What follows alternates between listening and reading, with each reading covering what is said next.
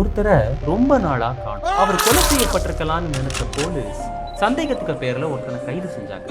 குற்றம் சாட்டப்பட்டவருக்காக ஆஜரான வக்கீல், மை லார்ட், இவர் யார கொலை செஞ்சிருக்காருன்னு குற்றம் சாட்டப்பட்டிருக்காரோ அவரே இன்னும் 5 நிமிஷத்துல இந்த கதவு வழியா வந்து உங்க முன்னாடி நிப்பாரு. அதை பார்த்துட்டு நீங்களும் என் கட்சிக்காரர் கொலை பண்ணலன்னு தீர்ப்பு கொடுப்பீங்க. எல்லாரும் நீதிமன்ற கதவையே வச்ச கண்ணு வாங்காம பார்த்துட்டு இருந்தாங்க. 5 நிமிஷம் ஆச்சு, 10 நிமிஷம் ஆச்சு, யாருமே வரல.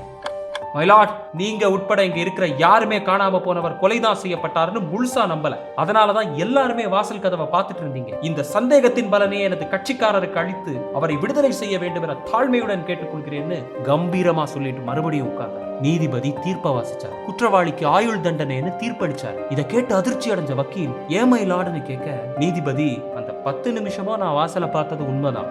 ஆனா அந்த 10 நிமிஷத்துல ஒரு தடவை கூட குற்றம் சாட்டப்பட்டவன் வாசலை பார்க்கவே இல்லை.